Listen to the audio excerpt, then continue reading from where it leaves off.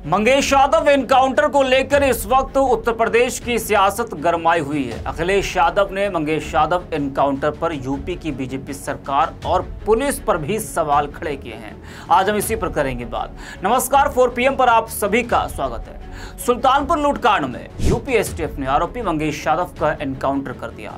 इस एनकाउंटर को लेकर यूपी की सियासत इस वक्त गरमाई हुई है। उत्तर प्रदेश में उपचुनाव भी होना है और उपचुनाव से पहले मंगेश यादव एनकाउंटर एक बड़ा मुद्दा बनता जा रहा है।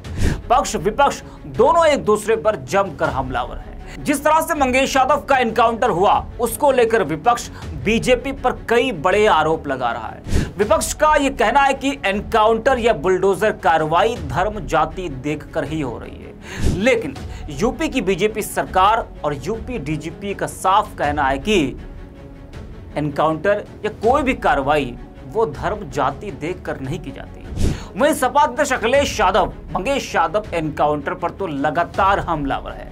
जब भी वो मीडिया के सामने आते हैं तो मंगेश यादव एनकाउंटर को लेकर बीजेपी सरकार पर हमला जरूर बोलते हैं।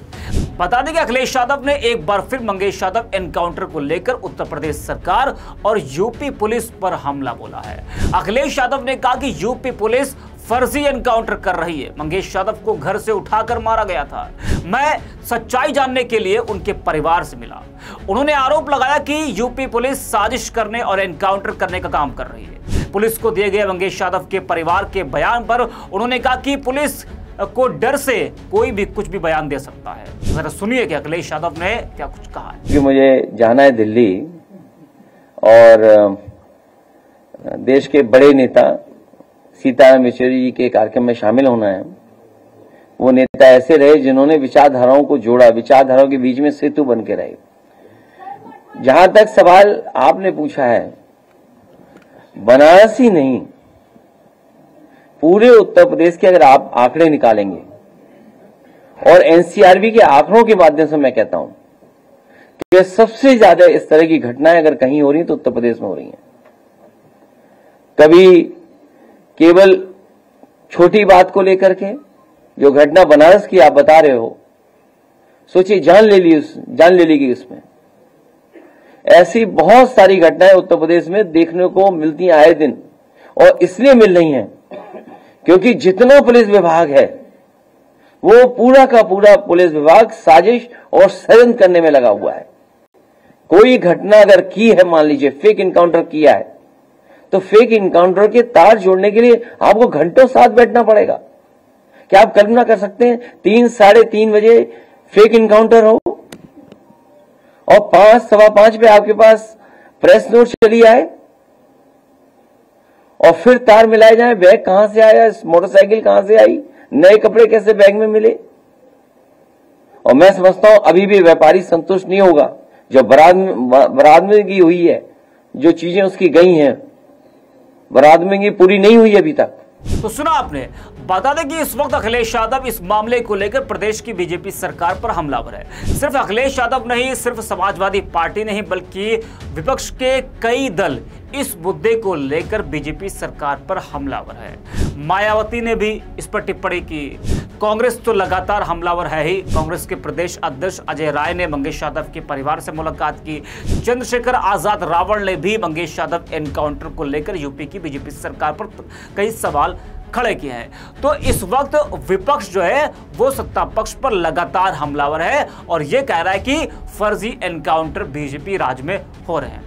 वहीं कल अखिलेश यादव ने मंगेश यादव के परिजनों से मुलाकात भी की थी। वो तस्वीर भी आपने देखी। अखिलेश यादव ने खुद अपने सोशल मीडिया साइट एक्स पर मंगेश यादव के परिवार के साथ, माता पिता और उसकी बहन के साथ अपनी मुलाकात की एक तस्वीर भी साझा की है। अखिलेश यादव ने इस मुलाकात की तस्वीर को एक्स पर शेयर करते हुए लिखा कि तथाकथित एनकाउंटर में जिस युवा मंगेश यादव का जीवन चला गया, उसके शोक संतप्त परिवार का कहना है कि पुलिस मंगेश को 2 सितंबर को ले गई थी और 5 सितंबर को उसका एनकाउंटर दिखाया गया। इस प्रकरण की गहन जांच और सख्त कार्रवाई कानून व्यवस्था में जनता के खोए हुए विश्वास को वापस ला सकती है।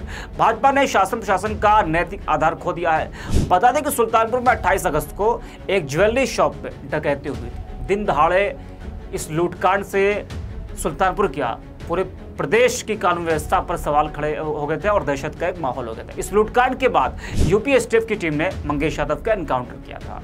पुलिस के मुताबिक मंगेश यादव इस लूटकांड में शामिल आरोपियों में से एक था और उस पर 1 लाख का इनाम भी रखा गया था। वह इस एनकाउंटर के बाद से ही यूपी एसटीएफ की टीम पर काफी तरह के सवाल उठ रहे। विपक्षी पार्टियां मंगेश यादव एनकाउंटर को लेकर प्रदेश सरकार के खिलाफ मोर्चा लगातार खोले हुए दिख रही है और लगातार पुलिस भी इस पूरे मामले को लेकर कार्रवाई कर रही। कई लोगों को इसमें गिरफ्तार भी किया गया है और जो लूट हुई थी उसमें जो माल था उसका माल भी पुलिस बरामद करने में लगी है। माल को लेकर भी सवाल खड़े हुए। सपा अध्यक्ष अखिलेश यादव ने भी लूटकांड का जो माल था उसको लेकर सवाल खड़े किए कि आखिरकार वो माल गया कहां, वो माल व्यापारी को क्यों नहीं मिला। व्यापारी ने भी माल को लेकर जो है सवाल खड़े किए थे। अब आगे इस पूरे मामले में क्या कुछ होता है और लगातार जिस तरीके से ये एक बड़ा मुद्दा बनता जा रहा है, इसका असर यूपी उपचुनाव पर कितना देखने को मिलेगा, इसका इंतजार करना होगा। फिलहाल के लिए इतना ही। आप देखते रहे 4PM। क्योंकि मुझे जाना है दिल्ली और देश के बड़े नेता सीताराम येचुरी जी के कार्यक्रम में शामिल होना है। वो नेता ऐसे रहे जिन्होंने विचारधाराओं को जोड़ा, विचारधाराओं के बीच में सेतु बन के रहे। जहां तक सवाल आपने पूछा है, बनारस ही नहीं पूरे उत्तर प्रदेश के अगर आप आंकड़े निकालेंगे और एनसीआरबी के आंकड़ों के माध्यम से मैं कहता हूं कि सबसे ज्यादा इस तरह की घटनाएं अगर कहीं हो रही हैं तो उत्तर प्रदेश में हो रही हैं। कभी केवल छोटी बात को लेकर के, जो घटना बनारस की आप बता रहे हो, सोचिए जान ले ली उसमें। ऐसी बहुत सारी घटनाएं उत्तर प्रदेश में देखने को मिलती हैं आए दिन, और इसलिए मिल रही हैं क्योंकि जितना पुलिस विभाग है वो पूरा का पूरा पुलिस विभाग साजिश और षड्यंत्र करने में लगा हुआ है।